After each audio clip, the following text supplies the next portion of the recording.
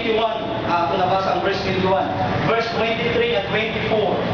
For the children of Ammon and Moab stood up against the inhabitants of Mount Seir utterly to slay and destroy them. Andam na tayo ang mga kaliwat ni Ammon o ni Moab sa pamatay kanila igsoon. And when they had made an end of the inhabitants of Seir, everyone helped to destroy another. Ang gahom sa Dios miliho, pag-abot na sa usa ka bahin sa ilahang mga kaaway, ang usapod ka bahin sa ilahang kaaway, nang giunay ang tanan nila mga kaaway. Samtang nga nag-away o nga nagdahig ang katawan sa Diyos. Amen. Amen. O gani mga igsoon, verse 24, and when Judah came toward the watchtower in the wilderness, they looked unto the multitude, and behold, they were dead bodies falling to the earth, and none escaped. Walay bisa-bisa nabuhi o nataikyas sa ilang mga kaaway. Because God's power is absolute. Amen. Ultimate. Wala na ilahin pang mulabaw. Yung ana ang gahom sa atong Diyos. Nang giunay mga igsoon, tungod sa ilang mga pagampo, tungod sa ilang mga pagkain. Prayer is the most powerful weapon sa Kristiyano, and praises is the strongest one. Makita nato sa katapusan mga igsoon, even a valley can become a special place of blessing. Bisan day kini lambak, no, kini valley lambak man ni usa ka lugar na in between sa duha ka bungtod. Bungtod ni siya. Bungtod ko ni kini ubos nga naato nga sa maong duha ka bungtod valley. Sa Bible, especially sa Old Testament, may isong ganang valley, mo na place nga pinakahadlok sa ilang panahon.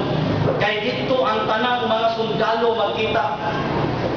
Mao na siya place sa kining gubat o gera nga pagahimuon dito sa Old Testament.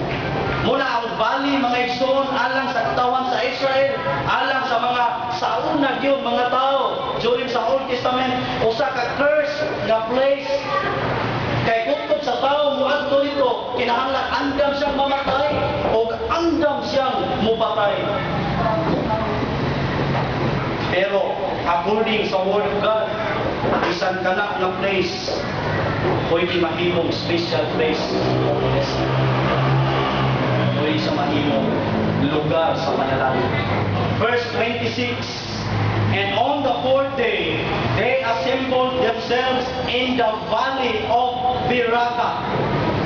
Ini Beraka, usa ka Hebrew word mga ito, ang meaning ini blessings. For there they blessed the Lord. Kay ditong balina, ditong dapita, ilang giday, ilang gipasidunggan ang Dios. Therefore, the name of the same place was called the Valley of Beraka unto this day, the Valley of Blessing.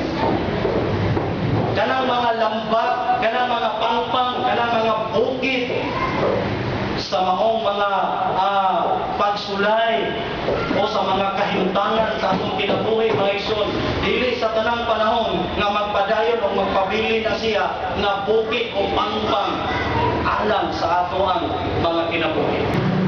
Trials and afflictions will turn into blessings if we learn to praise our God. Adunay usa ka bata igsoon, nakuha siya limonsito. Iyang gipoko kay medyo yellow naman. Iyang gitilawan. Usa lang ka ingkid niya maigsoon, di madruwing ang iyahang naong sa kaaslong. Aslong yung kayo, matod pa sa maong bata, di ko ma-enjoy ni gigsulayan niya sagol sa tubig. Kaya iyan na pong giinom, maurag yapon. Pero tinasluma. Pero pagdagan o pagligid sa mga tuig igsoon, Dihay minabot usa ka limon gikan sa limon sito. Usa ka juice nga ginganlag lemonade. Sagol sa tubig din himna. Tamis kayo. So doon ay mga aslong usahay nga mga kasinatian sa atong kinabuhi. Aslong nga mga pagsulay. Apan kung dahil ko na to ang Diyos tungod din sama sa limonsito. Gikan sa aslong na himuli-himuli tamis na kayo. Amen. Kaya nga tong Diyos nagmahal na bangga na. Ang gibuhat sa katawan sa Israel, they praise God before and after the battle. Sa wapa sa pagkakuman sa mga kira, hidayag nila sa Diyos. Muna nalitan iko, they won the battle. Tungod sa ilahang pagdumog sa Diyos, sa pagpadalinghog sa Diyos, o sa ilang pagdayag sa Diyos, they also won the victory. Kaya sometimes, dinis kalimutan, kung malingkamot sa tayo, yes, we might win the game. We might win the battle. Pero di ta mag-careful. We shall also lose the victory. Pero mga isura, itong isandig ang tanan sa atong Ginoo. Di lang iko madakog na ito atong kaaway. Labaw sa na atong maangkot o pangumpan. Ang hingpit sa Ginoo. Amen. Tigas. Gamhanan ug dalay mga Dios, daghang salamat sa imuhang mga mensahe. Ginoo, salamat sa imong mga pulong. Ikaw ang Dios nga giday, giduol o gipaminaw sa katawan sa Israel. Dios ni Abraham, Dios ni Jacob, Dios ni Isaac. Nagasampit kami kanimo Dios na ikaw ang magkauban ug magalikon sa among mga kinabuhi sa adlaw nga tanan. Pasayloa kami sa panahon nga kami nanalaw. Kami nalisang Dios. Kung may pagampo na kami naman makakapon sa pagbatong ug akong kumpiyansa sa imong kamay.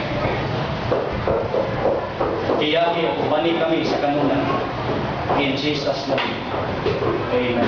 Amen. Thanks so once again. Good morning. God bless. Amen. Kung naon nga Ginoo, malipay ko sa imong pagkarit. Amen. No? Malipay yung Ginoo. Dayon, pag abot mo rin sa sulod simbahan, when we are inside in the church, we must be seriously. Kailangan seryoso ka. No? Kailangan prepare